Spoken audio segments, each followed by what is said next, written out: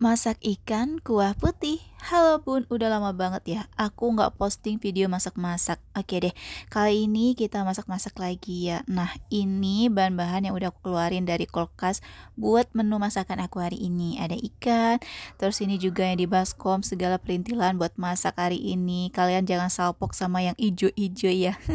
Ini tuh kayak pemeran utamanya gitu loh bun ya. Pokoknya ini tuh bener-bener yang bikin selera makan tuh Masya Allah. Jadi nggak bisa berhenti-berhenti. Ya udah kita lanjut aja lah bun ya, daripada ngomongin pete nggak selesai-selesai ya.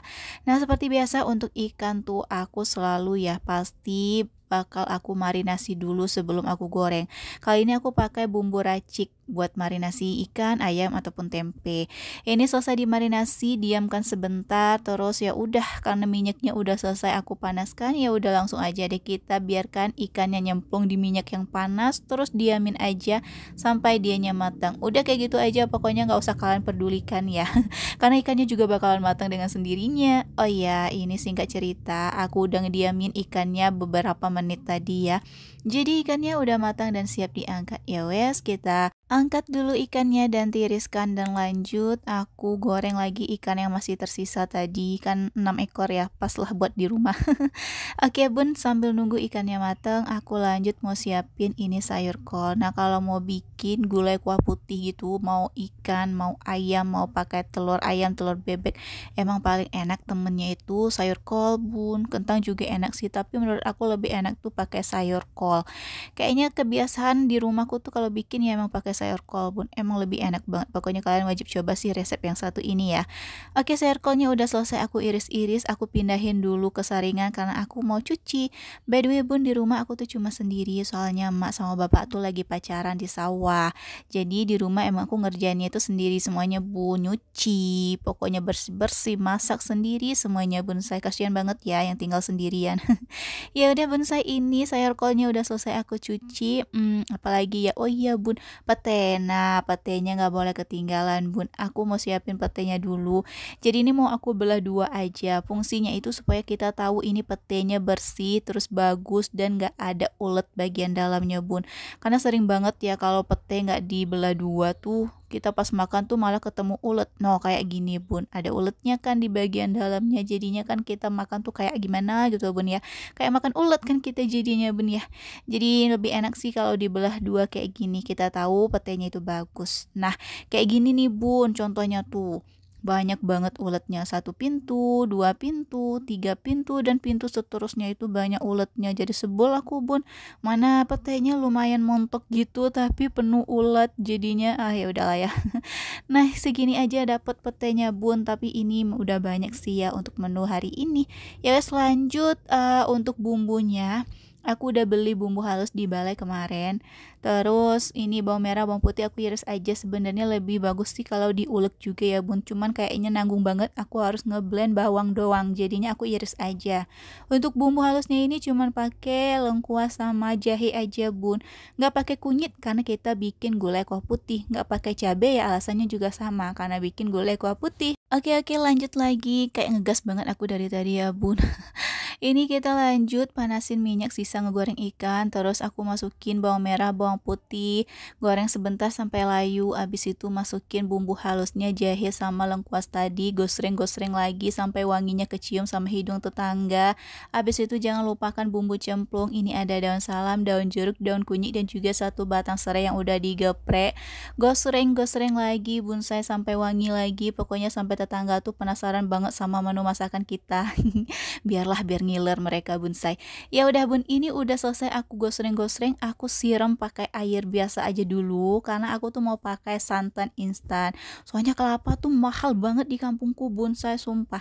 Ini aja ya santan instan satu bungkus kayak gini harganya tuh udah 6.000. Bayangin lo, biasa beli 3.000, sekarang udah 6.000 satu bijinya bonsai, mahal kan? Nggak tahu kenapa nih kelapa kok pada mahal banget di kampung aku. Di kampung kalian gimana? Lagi naik juga kah harga kelapa? Makanya aku pakai santan instan aja deh, sebel aku sama harga yang pada naik bonsai. Mana ke balai kemarin juga belanjanya pada naik semuanya. Ini santan juga udah naik lagi harganya. Aduh, bikin makin pusing ya kita ya bun ya. Ya udah lanjut, ini petenya juga aku cemplungin. Harusnya sih ini pete tuh aku tumis sama bumbu halus tadi bun, cuman lupa akunya. Jadi ya udah langsung aja masuk nyemplung ke santannya ini, kita masak bareng. Oh iya jangan lupa garam sama kaldu ayam ya, masukin juga sesuka kalian. Ini nggak ada yang mau samaan apa. Tempat bumbunya itu cantik banget loh bun, bikin dapur tuh kelihatan kayak elegan terus mewah gitu. Samaan kenapa? Ya udah lanjut, tadi garam sama kaldu ayamnya juga udah aku masukin. Terus ya udah sih tunggu aja dulu. Oh belum, kita jangan diamin dulu karena ini sayur kolnya juga mau masuk. Ini kelihatan kayak penuh banget ya, tapi tenang bun, sayur kol kan kalau udah mateng tuh kan bakalan layu ya, bakalan lembek gitu. Jadi ini pas lah kalau menurut aku, untuk santannya udah cukup. Kalau aku tambahin air lagi ntar bumbunya itu kurang berasa lagi bonsai. By the way aku tuh udah lama banget ya masak nggak tambahin ketumbar bubuk. Tadi tuh lihat ketumbar bubuk kayaknya kasihan banget ya, nggak aku perhatikan udah beberapa bulan ini. Semenjak ada bumbu marinasi kayaknya ketumbar bubuk tuh nggak pernah jadi perhatianku lagi. Jadi aku tambahin juga lah ketumbar bubuk di masakan aku kali ini. Ini langsung aku masukkan ikannya lagi. Ikannya udah digoreng, jadi sengaja ikannya itu aku goreng dulu supaya pas dimasak kayak gini tuh ikannya nggak cepet hancur bun. Jadi seperti itu ya. By the way bun, ini udah mendidih untuk kuahnya, tapi kayaknya ini belum siap buat disajikan karena aku tuh pengen cobain dulu rasanya bonsai. Mana tahu kan rasanya kurang asin atau bener-bener asin banget. Jadi cobain dulu lah ya sebelum kita selesaikan masak-masak hari ini. Ini jempolku udah muncul, emang sih rasanya udah enak, cuman aku pikir-pikir mending tambahin lagi deh kaldu ayam sama garamnya, karena tahu sendiri kan kalau gulai kayak gini pas dimasak tuh emang rasanya tuh udah asin. Tapi kalau kita udah makan sama nasi, udah dicampurin ke nasi, pasti rasanya itu bakalan kayak hambar gitu kan, bakalan rasa asin itu berkurang karena udah kecampur sama nasi ya kan, seperti itu kan biasanya.